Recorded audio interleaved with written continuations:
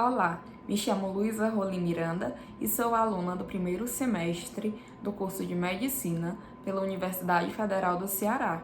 Neste vídeo, apresento o meu trabalho de anatomia lúdica, proposto no módulo de aparelho locomotor, e, por meio de um boneco, a marcação de 50 músculos do corpo humano. Bem, começando pela parte da cabeça, nós temos marcado por este alfinete amarelo o músculo óscipito frontal. Ele, quando contraído no seu ventre frontal, ele é capaz de elevar os supercílios, causando assim rugas transversais. Já este músculo, marcado pelo alfinete rosa, é o músculo corrugador do supercílio. Ele, quando contraído, cria uma prega vertical, como quem está em dúvida, numa feição de quem está em dúvida. Já o alfinete verde é o músculo prócero. Ele se insere na região da glabela e é responsável por criar uma ruga na horizontal, criando uma expressão de farejamento. Já esse alfinete branco é o músculo orbicular do olho, dividido na parte palpebral, mais interna, e na orbital, mais externa. Ele, como o nome sugere, fecha o próprio olho. Como o nome também sugere, o músculo orbicular da boca, marcado pelo alfinete branco, ele também fecha a boca. Já o músculo bucinador, marcado pelo alfinete vermelho, ele tem a função de unir as bochechas, pressionando-as contra o dente, impossibilitando assim a mastigação e o assopro. Neste alfinete, nós temos marcado o músculo mentual. Ele, que se localiza na pele do mento, é capaz de elevar e desta forma enrugar a região do queixo. Já o músculo abaixador do lábio inferior, marcado pelo alfinete verde, é capaz de projetar o lábio inferior para fora, criando um beicinho. Já o músculo marcado pelo alfinete roxo é o músculo abaixador do ângulo da boca. Ele puxa o ângulo da boca para baixo, causando uma expressão de tristeza. Virando a cabeça, nós temos marcado por este alfinete amarelo o músculo risório. Ele é um músculo que alarga o sorriso, sendo aquele músculo que dá uma dor quando nós rimos muito. Em cima dele, imediatamente acima, nós temos marcado pelo alfinete verde o músculo zigomático maior. Ele, que se insere no ângulo da boca, é capaz de mover a rima da boca no sentido lateral e superior, caracterizando uma expressão de alegria. Já o músculo marcado pelo alfinete roxo, é o músculo zigomático menor. Ele também move lateralmente a boca. Por este outro alfinete roxo, nós temos o músculo levantador do lábio superior e da asa do nariz, que realiza os movimentos que dão nome a ele. Virando o pescoço, nós temos marcado pelo alfinete branco o músculo platisma, que se insere na mandíbula e vai até a clavícula, sendo responsável também por alargar a rima da boca. Do outro lado, nós temos o músculo esternocleidomastoide. Já nessa região, marcado por este alfinete azul, nós temos o músculo temporal, que se insere no processo mastoide. Ele é responsável por controlar a mandíbula, fechando e mantendo em repouso. Já este alfinete rosa marca o músculo masseter, um músculo bastante incisivo, já que ele é um dos mais um dos maiores poder de força contrátil do corpo inteiro. Então, como nós já mostramos, o esternocleidomastoide também. Virando o boneco, nós temos marcado por esses dois alfinetes, o branco e o verde, os músculos escalenos anterior e o médio. O branco é o anterior e o verde é o médio. Entre eles dois passa a fenda, passa o plexo branquial. É uma fenda por onde passa o plexo branquial. E eles são responsáveis por flexionar e girar o pescoço. Já estes alfinetes branco e o verde são, respectivamente, o branco é o músculo esplênio do pescoço e o verde é o músculo esplênio da cabeça. Eles são responsáveis pelo movimento de olhar para cima, isto é, a extensão do pescoço.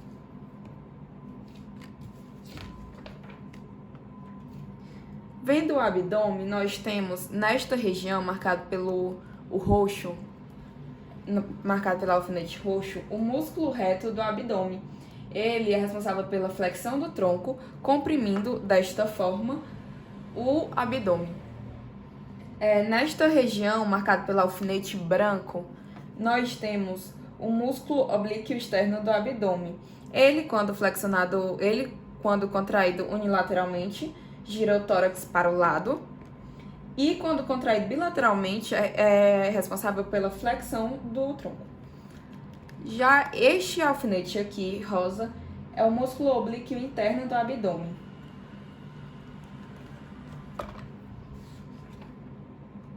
Virando posteriormente, nós temos 3 músculos responsáveis pela postura do nosso tronco. O mais lateral, que se estende da pelve até o pescoço, é o ilho costal. Medialmente ao ilho costal, nós temos o longuíssimo, que se estende da lombar até o crânio, sendo responsável pela flexão lateral, quando contraído unilateralmente, e quando contraído bilateralmente, pela extensão, bem como essa função também é semelhante à do ilho costal, o mais lateral deles. E medialmente a esses dois, nós temos o espinal, que também é dividido, bem como os outros, em do tórax e do pescoço e da cabeça. Ele é responsável também pela extensão e pela flexão lateral, sendo o mais medial de todos eles. Ele é dividido em tórax, pescoço e da cabeça, conforme vai subindo. Os outros, o ilho costal mais lateral é dividido em parte lombar e do pescoço. Já o longuíssimo, que fica entre eles dois, é dividido entre do tórax, do pescoço e da cabeça.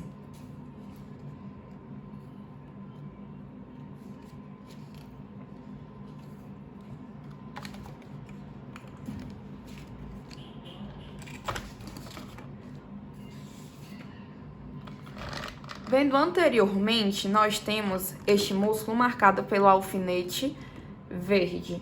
Ele é um músculo peitoral menor, responsável por abaixar a escápula, sendo assim o músculo depressor da escápula. Embaixo da clavícula, nós temos o músculo subclávio.